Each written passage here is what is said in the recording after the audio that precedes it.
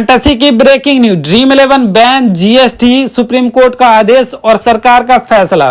Video शुरू करने से पहले आप सभी से एक छोटा सा रिक्वेस्ट है, अगर आप क्रिकेट, फैंटेसी, गेमिंग और उससे जुड़ी असली सच्चाई जानना चाहते हैं तो आज का वीडियो बहुत ही ज्यादा इंपॉर्टेंट होने वाला है, क्योंकि आज हम बात करने वाले हैं cricket, fantasy, GST, Supreme court में चल रहे केस और क्या आने वाले समय में फैंटेसी गेमिंग फिर से लीगल तरीके से वापस आएगा या नहीं। इसलिए वीडियो को अंत तक जरूर देखिएगा और लाइक करने के साथ चैनल सब्सक्राइब करके साथ में मेरा टेलीग्राम जरूर ज्वाइन कीजिएगा, जहां आपको ग्रैंड लीग स्मॉल लीग की टीम मिल जाती है। साथ ही साथ कोई भी न्यूज अपडेट आते हैं वो सारा का सारा इंफॉर्मेशन टेलीग्राम पे मिल जाती है। तो आपको इसी वीडियो के डिस्क्रिप्शन और फर्स्ट कमेंट में जो पिन अप लिंक मिलेगा उससे टेलीग्राम जरूर ज्वाइन कीजिएगा। जो सबसे बड़ा मुद्दा है वो क्या मुद्दा है? जीएसटी का पूरा खेल।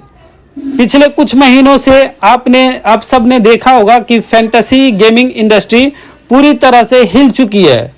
पहले क्या होता था? पहले जीएसटी सिर्फ प्लेटफॉर्म फी यानी कि कंपनी के कमीशन पर लगता था। यूजर को डिपॉजिट पर कोई भी जीएसटी नहीं देने होते थे।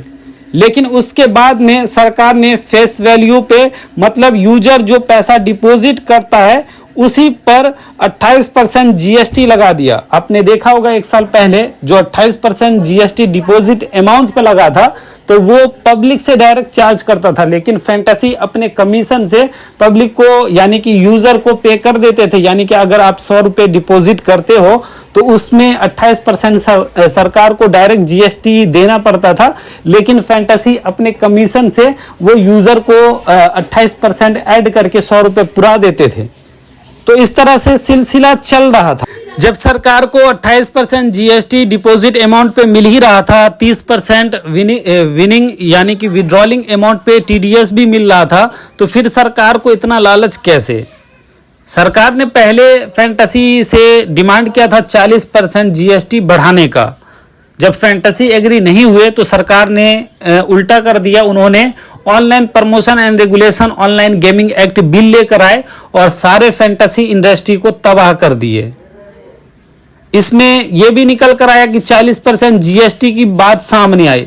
अब रियल मनी गेमिंग ऐप के लिए आप खुद ही सोचो कि अगर आप 100 रुपए डिपॉजिट करते हो उसमें आपका 40 रुपए कट जाएगा तो फिर 60 ही रुपए बचेगा। तो भाई कोई यूजर थोड़ी ना खेलेगा। तो सवाल यह भी आती है कि सुप्रीम कोर्ट आखिर इस पे फैसला क्यों नहीं लिए?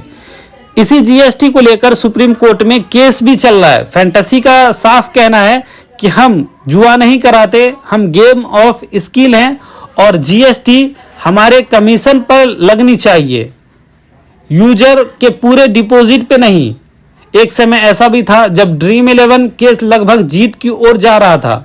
मतलब यह था कि जीएसटी प्लेटफॉर्म फी पर लगता, यूजर को एक्स्ट्रा बोझ नहीं पड़ता, इंडस्ट्री लीगल तरीके से चलती। लेकिन तभी अचानक नए नियम और पूरा सीन पलट और फैंटेसी इंडस्ट्री बैन। 40% जीएसटी का face value, 40% GST face value पर लगे तो यूजर खेलेंगे ही नहीं, कंपनी टिक नहीं पाएगी, गवर्नमेंट को भी रेवेन्यू नहीं मिलेगा, क्योंकि जब यूजर ही नहीं खेलेंगे तो टैक्स कहां से आएगा। इसलिए दोस्तों जो भी बड़ी खबर निकल कर आ रही है वो ये है कि जीएसटी का स्लैब जो है वो बदला जाए और 40% का जो फेस वैल्यू है उसको पहले के जैसा 28% लगाया जाए और टीडीएस 30% तो मिल ही रहा है, नहीं तो फिर डायरेक्टली 40% जो है वो प्लेटफॉर्म के कमीशन पे रखा जाए। और यही बात संविधान और लॉजिक के हिसाब से सबसे सटीक है। यूजर, कंपनी और सरकार तीनों का फायदा इसमें होगा। अगर जीएसटी सिर्फ कमीशन पर लगे, यूजर बिना डरे खेलेंगे, कंपनी आराम से टैक्स भरेगी, गवर्नमेंट को रेगुलर रेवेन्यू मिलेगा, मतलब तीनों की बल्ले बल्ले। ये मॉडल पहले भी था और वही सबसे ज्यादा सेकुलर भी है। अब ये खबर आ रही है कि सरकार और कोर्ट दोनों इस पर दोबारा सोच रहे हैं। इलीगल ऐप से सावधान। अब दोस्तों एक बहुत जरूरी बात कहनी है कि आजकल टेलीग्राम और सोशल मीडिया पर बहुत सारे लोग इलीगल ऐप प्रमोशन कर रहे हैं। No GST, no TDS, guaranteed winning. दोस्तों ये सब सबसे बड़ा जाल है। आज नहीं तो कल ऐसे ऐप बंद हो जाएंगे, आपके पैसे फंस जाएंगे। अगर आप खेलना है तो सिर्फ लीगल इंडियन बेस ऐप पर खेलें। थोड़े से लालच में अपना पूरा अमाउंट मत गवाए। आने वाले समय में क्या हो सकता है दोस्तों, फिलहाल ये कहना मुश्किल है। फैंटेसी गेमिंग पूरी तरह से वापस आएगा, लेकिन इतना जरूर है कि जीएसटी को लेकर पॉजिटिव संकेत होंगे। सुप्रीम कोर्ट का फैसला बहुत ही अहम होगी। इंडस्ट्री पूरी तरह से खत्म नहीं होगी। जैसे ही कोई पक्की अपडेट आएगी सबसे पहले मैं आपको इसी चैनल पे बताऊंगा। सरकार असल में पूरी तरह से फैंटेसी इंडस्ट्री को बैन नहीं कराना चाहती।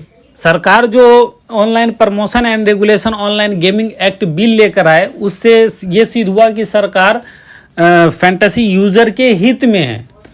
लेकिन ये जीएसटी से नहीं लग रहा है कि सरकार फैंटेसी यूजर के हित में है। अगर वो हित में होते तो अभी तक पूरी तरह से बैन करा दिए होते, ना कि वो 40% जीएसटी का डिमांड करते। 40% जीएसटी का डिमांड कहीं ना कहीं लग रहा है कि सरकार खुद चाह रही है कि ये फिर से वापस हो, क्योंकि इससे सरकार का रेवेन्यू सालाना करीब 20,000 करोड़ का आ रहा था। ये छोटा मोटा अमाउंट नहीं है जो डायरेक्टली इंडिया के जीडीपी पे प्रभाव डालता है। तो भाई जब इतनी बड़ी इनकम आ रही थी तो आप सही तरीके से जब सारा कुछ 28% जीएसटी 30% टीडीएस के साथ, तो आप उसी रूल से चलाओ। या फैंटेसी का कहना है कि आप डायरेक्टली प्लेटफॉर्म का जो शेयर बनता है, जो कमीशन बनता है, उस पे आप डायरेक्टली 40% कर दो, जिससे कि यूज़र को भी बोझ ना बने, यूज़र भी आराम से खेले और साथ में यूज़र ज़्यादा खेलेंगे, सरकार को भी ज़्यादा बेनिफिट मिलेगा और इस तरीके से फैंटेसी भी आराम से जो कि जीएसटी पे करेंगे। तो ये तीनों मुद्दा बड़ा अहम है। सरकार ने फैंटेसी इंडस्ट्री को तो बैन कर दिया, लेकिन इसका इफेक्ट जो है सरकार को भी भुगतना पड़ रहा है, क्योंकि जीएसटी के रूप में जो सरकार को एक बड़ा अमाउंट मिल रहा था वो उसका अमाउंट उसका भी रुका हुआ है। साथ ही साथ और भी कई सारे इंडस्ट्री पे इनका इफेक्ट पड़ा है, जैसे कि कोई लाइव स्ट्रीमिंग मूवी दिखा रहे हैं, साथ में बहुत सारे शो होते हैं, साथ में आप देख लो जियो हॉटस्टार का जो लाइव मैच दिखाते थे उन पे भी बड़ा इफेक्ट पड़ा है, क्योंकि वो भी लॉस में चले गए हैं। उनके जो बड़े बड़े महंगे महंगे ऐड चलते थे, खासकर फैंटेसी इंडस्ट्री जो है उनको बड़ा अमाउंट जो है स्पॉन्सर देते थे, तो वो सब अभी जो है नहीं मिल रहा है। तो इसलिए जियो हॉटस्टार भी लॉस में चले गए हैं, जो बीसीसीआई से कॉन्ट्रैक्ट तोड़ने का भी बताया है। तो इस तरह से और भी कई सारे इंडस्ट्री पे इनका इफेक्ट पड़ेगा। वैसे देखते हैं। वैसे दोस्तों आज की इस वीडियो बड़ी अपडेट में इतने ही। अगर वीडियो आपको जानकारी भरा लगा हो तो लाइक जरूर कीजिएगा, चैनल को सब्सक्राइब कीजिएगा और कमेंट में लिखिए कि क्या ये 40% जीएसटी सरकार के द्वारा लगाना सही है या गलत है, या फिर फैंटेसी की वापसी होनी चाहिए। आप लोग कमेंट में जरूर बताएं। मिलते हैं नेक्स्ट वीडियो में, तब तक के लिए थैंक यू।